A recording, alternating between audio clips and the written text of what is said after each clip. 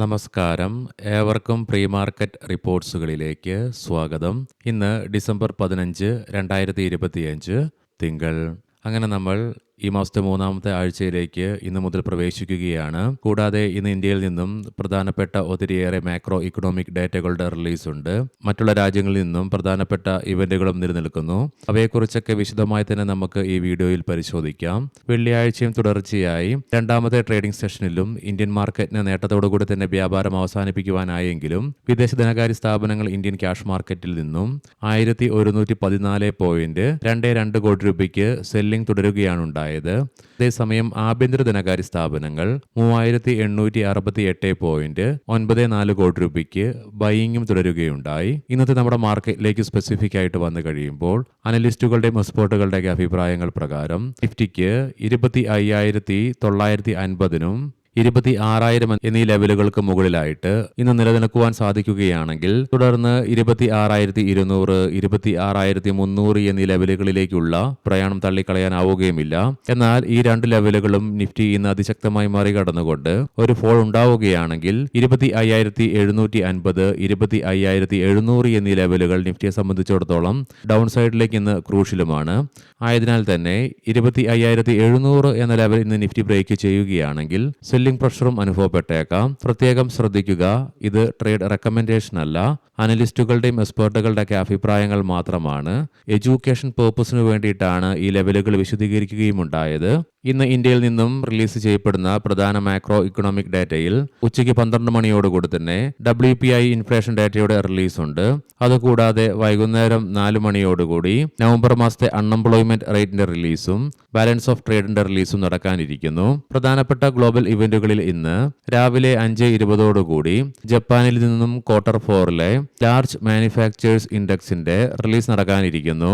രാവിലെ 7:30 തന്നെ ചൈനയിൽ നിന്നും നവംബർ മാസത്തെ റീറ്റെയിൽ സെയിൽസ് ഡേറ്റയും ഇൻഡസ്ട്രിയൽ പ്രൊഡക്ഷൻ ഡേറ്റയുടെ റിലീസുമുണ്ട്. വൈകുന്നേരം നമ്മുടെ മാർക്കറ്റ് അടച്ചതിന് ശേഷം 7 മണിയോടുകൂടി കാനഡയിൽ നിന്നും നവംബർ മാസത്തെ ഇൻഫ്ലേഷൻ റേറ്റിന്റെ റിലീസുമുണ്ട്. ലീഡിംഗ് ആയ ADR സ്റ്റോക്സിൽ ആക്സിസ് ബാങ്ക് ADR ഫ്ലാറ്റായിട്ട് വ്യാപാരം അവസാനിപ്പിച്ചപ്പോൾ ഡോക്ടർ റെഡ്ഡീസിന് 0.5% നഷ്ടത്തോടുകൂടിയും ഇൻഫോസിസ് ADRന് നേരിയ നഷ്ടത്തോടുകൂടിയും വ്യാപാരം അവസാനിപ്പിക്കേണ്ടതായിട്ട് വന്നപ്പോൾ വിപ്രോ ADRന് 1.25% ഇടിവും നേരിടേണ്ടതായിട്ട് വന്നു. അതേസമയം HDFC ബാങ്കിനും ICIC ബാങ്ക് ADRകൾക്കും നേരിയ നേട്ടത്തോടുകൂടിയും വ്യാപാരം അവസാനിപ്പിക്കുവാനുമായി. ഗ്ലോബൽ മാർക്കറ്റിലേക്ക് വരുമ്പോൾ വെള്ളിയാഴ്ച നമ്മുടെ മാർക്കറ്റ് അടച്ചതിന് ശേഷം US മാർക്കറ്റിൽ AI സ്റ്റോക്കുകളുടെ വാല്യുവേഷൻസിൽ ഉടലെടുത്ത ആശങ്കയെ തുടർന്ന് ശക്തമായ ഇടിവ് നേരിടേണ്ടതായിട്ട് വരികയുണ്ടായി. തൽഫലമായി S&P 500ന് 1%-ലേറെയും നാസ്ഡാക്കിന് 1.25%-നടുത്ത് നഷ്ടത്തോടുകൂടിയും വ്യാപാരം അവസാനിപ്പിക്കേണ്ടതായിട്ട് വന്നു.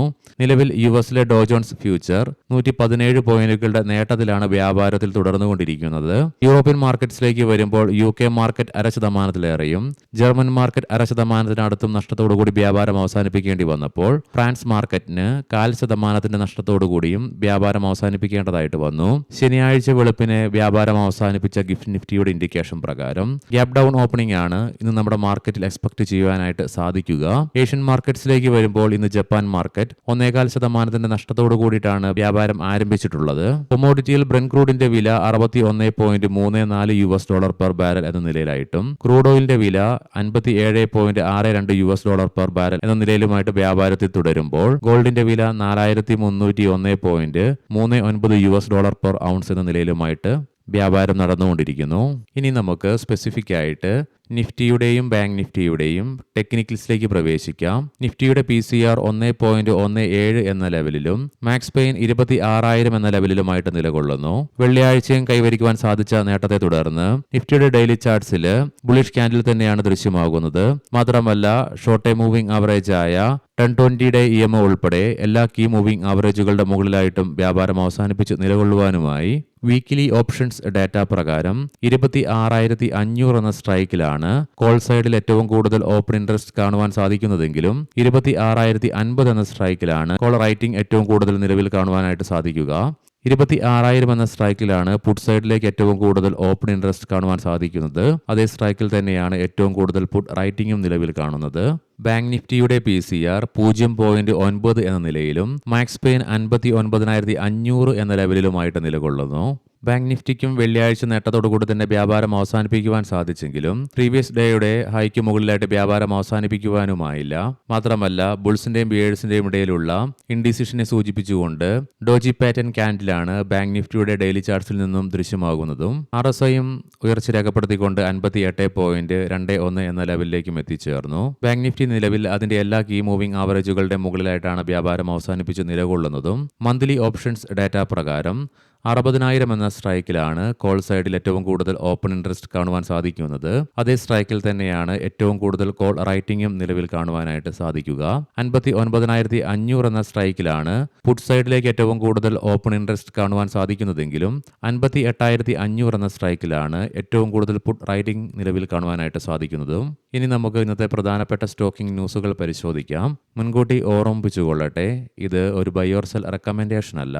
വിപ്രോ എന്റർപ്രൈസസ് ഉൽപാദനക്ഷമത വർദ്ധിപ്പിക്കുന്നതിനും ആഗോള ഡിജിറ്റൽ പരിവർത്തനം മുന്നോട്ട് കൊണ്ടുപോകുന്നതിനുമായി ജെമിനി എന്റർപ്രൈസസുമായി ചേർന്ന് കമ്പനി ഗൂഗിൾ ക്ലൗഡുമായുള്ള ദീർഘകാല പങ്കാളിത്തം വികസിപ്പിക്കുകയുണ്ടായി. ഡോക്ടർ റെഡ്ഡീസ് ലാബോറട്ടറീസ് FDA ആന്ധ്രാപ്രദേശിലെ ശ്രീകാകുളത്തുള്ള കമ്പനിയുടെ ഫോർമുലേഷൻ ഫെസിലിറ്റിയിൽ GMPയും പ്രീ അപ്രൂവൽ പരിശോധനയും പൂർത്തിയാക്കുകയുണ്ടായി. തുടർന്ന് 5 നിരീക്ഷണങ്ങളും കമ്പനിക്ക് ലഭിച്ചു.